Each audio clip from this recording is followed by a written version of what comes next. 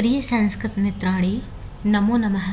मैं दीपमाला उपाध्याय आप सबका स्वागत करती हूँ। आज मैं शब्द रूप के अंतर्गत अकारांत पुल्लिंग शब्द बालक व अकारांत नपुंसकलिंग शब्द फल को लेकर उपस्थित हूँ। शब्द रूप एक ऐसा प्रकरण है जो सभी कक्षाओं व अन्य संस्कृत की प्रतियोगी परीक्षाओं के लिए भी महत्वपूर्ण है। आज हम लोग ट्रिक के माध्यम से शब्द रूप को पढ़ेंगे। सर्वप्रथम जानेंगे कि रूप दो प्रकार का होता है, शब्द रूप और धातु रूप। शब्द रूप कर्ता रूप होता है व धातु रूप क्रिया रूप होता है। तो शब्द रूप के अंतर्गत भी दो भेद हो जाते हैं, संज्ञा शब्द रूप एवं सर्वनाम शब्द रूप। तो संज्ञा के बारे में हम जानते हैं कि किसी का भी नाम हो, चाहे वह व्यक्ति का हो, वस्तु का हो, स्थान का नाम हो, उसे हम संज्ञा कहते हैं। एवं संज्ञा के स्थान पर जिन शब्दों का प्रयोग किया जाता है उन्हें हम सर्वनाम शब्द कहते हैं, जैसे वह, तुम, मैं इत्यादि।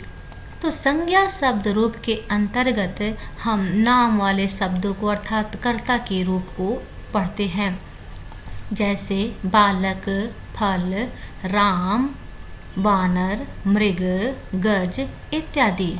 तो आज हम लोग अकारांत पुल्लिंग शब्द को पढ़ेंगे एवं अकारांत नपुंसकलिंग के शब्द को पढ़ेंगे।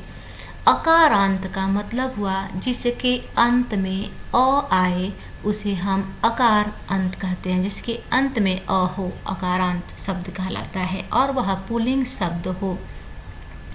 तो बालक शब्द अकारांत बालक क, बालक अगर हम लिखते हैं तो क में अ जुड़ा हुआ है, इसलिए यह अकारांत शब्द है और पुल्लिंग का शब्द है। तो अकारांत पुल्लिंग शब्द में बालक वत लिखा हुआ है, अर्थात बालक के समान अन्य जो भी अकारांत पुल्लिंग शब्द होगा उन सब का रूप बालक के समान ही चलेगा। शब्द रूप को पढ़ने से पहले हम लोग विभक्ति, कारक और कारक चिन्ह को पढ़ लेते हैं। विभक्तियाँ 7 प्रकार की होती हैं और एक संबोधन होता है। वचन 3 होते हैं, एक वचन, द्विवचन और बहुवचन। प्रत्येक विभक्ति का एक निर्धारित कर्ता होता है और उस कर्ता का कारक एक कारक होता है और कारक चिन्ह होता है। जैसे प्रथमा विभक्ति कहते हैं तो प्रथमा विभक्ति का कारक कर्ता होता है और उसका चिन्ह ने लगा होता है। द्वितीय विभक्ति का कारक कर्म होता है और उसका चिन्ह होता है को। तृतीय विभक्ति करण कारक से द्वारा अर्थात साधन के रूप में प्रयोग किए जाने वाला जो कारक होता है करण कारक होता है। चतुर्थी विभक्ति में संप्रदान होता है और कारक चिन्ह को के लिए होता है।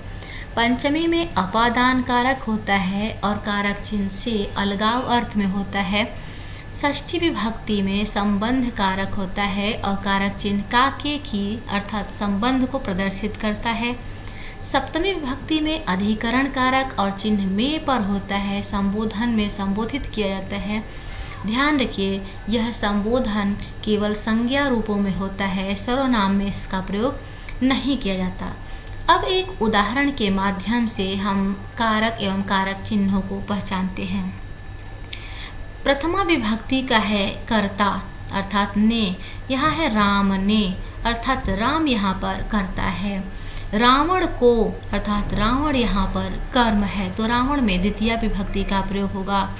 बाण से किसके द्वारा अर्थात बाण यहाँ पर साधन के रूप में काम आ रहा है, अतः यहाँ पर तृतीय विभक्ति का प्रयोग होगा बाण में। सीता के लिए अर्थात सीता संप्रदान है और सीता में चतुर्थी विभक्ति का प्रयोग होगा।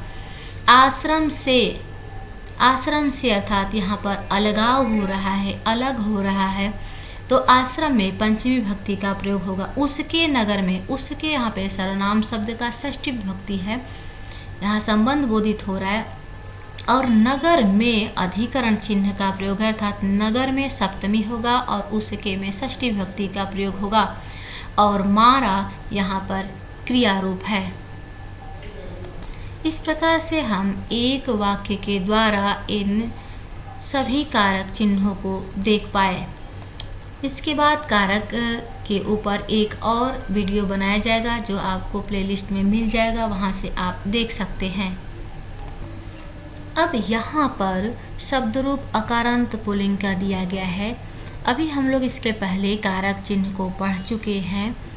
एक वचन, द्विवचन, बहुवचन में ये सारे रूप दिया गया है। जैसे प्रथमा में बालकः एक वचन में होता है, बालकौ द्विवचन में और बालकाः बहुवचन में। द्वितीया में बालकम, बालकौ, बालकान होता है। तृतीया में बालकेन, बालकाभ्याम, बालकै होता है। चतुर्थी में बालकाय, बालकाभ्याम, बालकेभ्यः होता है। पंचमी में बालकात्, बालकाभ्याम, बालकेभ्यः। षष्ठी में बालकस्य, बालकयोः, बालकानां। सप्तमी में बालके, बालकयोः, बालकेषु। और संबोधन में हे बालक, हे बालकौ, हे बालकाः। अब सबसे पहले आपको जो छोटे छोटे शब्द रूप हैं, जो छोटे शब्द हैं और अकारांत युक्त हैं, ऐसे शब्दों का रूप आपको देखना चाहिए। जैसे मृग, पिक, सुक, बक, गज, अश्व इत्यादि का। सबसे पहले देख लेते हैं कि कारक चिन्ह के अनुसार किस तरह से रूप बनेगा। जैसे बालक ने, दो बालकों ने, बहुत से बालकों ने। द्वितीय विभक्ति में है बालक को, दो बालकों को, सभी बालकों को। तीसरा में है बालक के द्वारा, दो बालकों के द्वारा, सभी बालकों के द्वारा। चतुर्थी में हो जाएगा बालक के लिए, दो बालकों के लिए, सभी बालकों के लिए। पंचमी में बालक से, दो बालकों से, यहाँ अलगाव अर्थ में होगा, ध्यान रखिएगा, क्योंकि तृतीया में भी से है और पंचमी में भी से है। साधन के रूप में हम तृतीया का प्रयोग करते हैं, अलग होने के अर्थ में पंचमी का प्रयोग करते हैं। जैसे अगर कहते हैं वह बस से जाता है, तो बस के द्वारा जा रहा है, वहाँ पे साधन का प्रयोग हो रहा है। लेकिन जब कहे कि वह घर से जाता है, तो यहाँ पर घर को छोड़ कर जा रहा है, इसलिए जहाँ पे छोड़ कर जाए, अलग हो, वहाँ पर पंचमी होगा। और जहाँ साधन के रूप में प्रयोग होता है, वहाँ पे तृतीया विभक्ति का प्रयोग होगा। षष्ठी में बालकस्य अर्थात बालक का, दो बालकों का, सभी बालकों का। सप्तमी में बालके, बालक में, दो बालकों में, बहुत से बालकों में। और संबोधन में हे बालक, हे बालको, हे बालकाः। अब रूप को हम एक साथ कई शब्दों को लेकर के एक वचन में बनाएंगे। जैसे बालक है तो बालक कहेंगे मृगः, पिकः, सुकः, बकः। 4 शब्दों को हम लिए और 4 शब्दों का एक साथ एक वचन में बनाए। मृगः, पिकः, सुकः, बकः। अब द्विवचन में मृगौ, पिकौ, सुकौ, बकौ। बहुवचन में मृगः, पिकः, सुकः, बकः। द्वितीय विभक्ति में कैसे करेंगे? मृगं, पिकं, सुकं, बकं। मृगौ, पिकौ, सुकौ, बकौ। मृगान्, पिकान्, सुकान्, बकान्। तृतीय विभक्ति का देख लेते हैं। मृगेन, पिकेन, सुकेन, बकेन। मृगाभ्यां, पिकाभ्यां, सुकाभ्यां, बकाभ्यां। मृगैः, पिकैः, सुकैः, बकैः। मृगाय, पिकाय, सुकाय, बकाय। मृगाभ्यां, पिकाभ्यां, सुकाभ्यां, बकाभ्यां। मृगेभ्यः, पिकेभ्यः, सुकेभ्यः, बकेभ्यः। मृगात्, पिकात्, सुकात्, बकात्। मृगाभ्यां, पिकाभ्यां, सुकाभ्यां, बकाभ्यां। मृगेभ्यः, पिकेभ्यः, सुकेभ्यः, बकेभ्यः। षष्ठी में आ जाएंगे। मृगस्य, पिकस्य, सुकस्य, बकस्य। मृगयोः, पिकयोः, सुकयोः, बकयोः। मृगाणां, पिकानां, सुकानां, बकानां।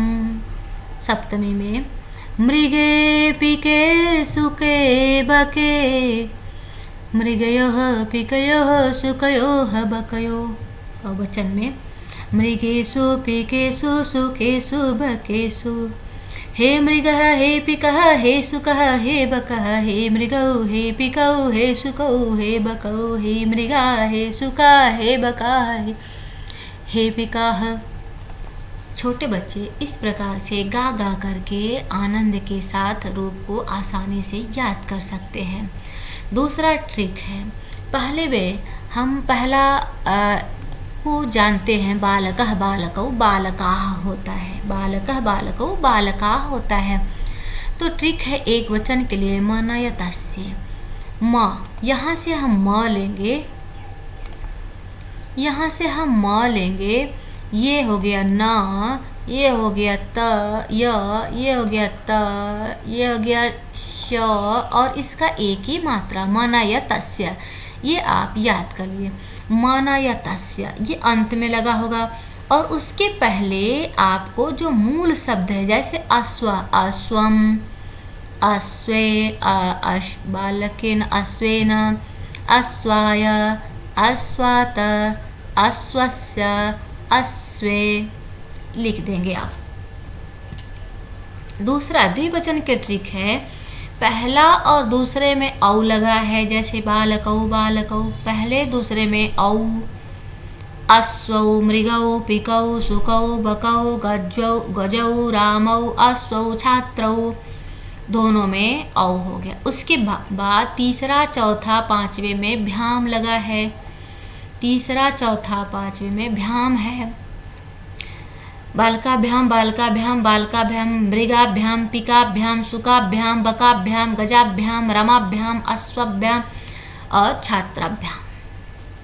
फिर 6 और 7 में योह लगा है, बालकयोः बालकयोः पिकयोः मृगयोः शुकयोः। अब बचा बहुवचन। बहुवचन में देखिए, पहले तो हमको याद ही था, प्रथमा विभक्ति बालकः बालकौ बालकाः, दूसरे में आन, उसके बाद अय्यः, फिर तीसरा और चौथा और पांचवा में एभ्यः, और छठवें में नाम लगा है, बालका नाम आ नाम हो गया, और एसु। इसके लिए दूसरा ट्रिक भी अभी हम बता रहे हैं। मुझे उम्मीद है कि आप लोगों को इस ट्रिक के माध्यम से समझ में आ रहा होगा। तीसरा है कि यहाँ पर ये सारे शब्द आपको जान लेने होंगे कि एक वचन के लास्ट में अह, द्विवचन में औ, और बहुवचन में आह होगा। द्वितीया में औ, आन, एन, आभ्याम, ऐह, आय, आभ्याम, एभ्यः, आत, आभ्याम, एभ्यः, अस्य, अयोः, आनाम, ए, अयोः, एसु, अह, औ, आह। अब जो भी शब्द होगा अकारांत पुल्लिंग का, उस मूल शब्द को इसमें आप लिख देंगे। जैसे नर लिख दिए, नर, नर शब्द लिखे, तो यह नर में अ तो मिल गया, अ इसके साथ हो गया नरह, नरह, नरऊ। इसके बाद मत लिखिएगा कि नर है उसके बाद औ, उसी में इस मात्रा को मिला देना होगा केवल। तो नरऊ, नराह, नरम, नरऊ, नरान, नरेन, ए नाने, उस पे मात्रा हो जाएगा। नरेन, नराभ्याम, नरैः, नराय, नराभ्याम, नरेभ्यः, नरात्, नराभ्याम, नरेभ्यः, नरस्य, नरयोः, नराणां, नरये, नरयोः, नरेषु, हे नरः, हे नरौ, हे नरः। ध्यान दीजिएगा, कहीं पर यह न ड़ हो जाता है, ड़, और कहीं पे न हो जाता है। अर्थात जिस शब्द में री, र और मूर्धन्य स का प्रयोग हो, वहाँ पर षष्ठी में न के स्थान पर अड़ हो जाता है, बाकी जगह न रहता है।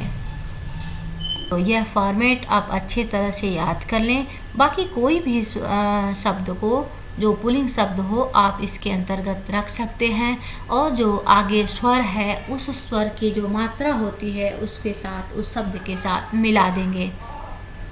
कौन सी ट्रिक आपको आसान लगी और अच्छी लगी, कमेंट के माध्यम से ज़रूर बताएं। अब आते हैं अकारांत नपुंसकलिंग फल, फल को।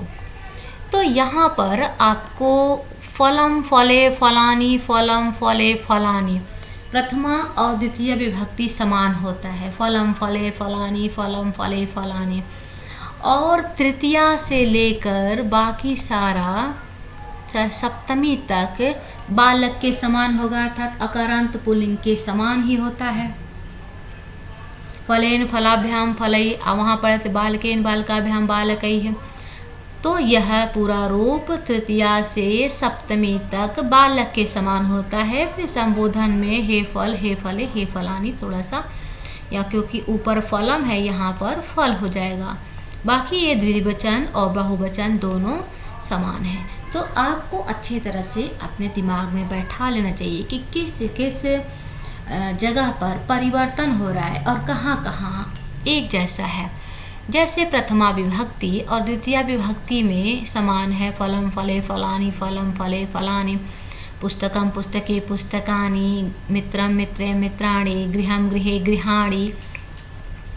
और द्विवचन का तृतीया चतुर्थी पंचमी समान है, बहुवचन में चतुर्थी और पंचमी समान है।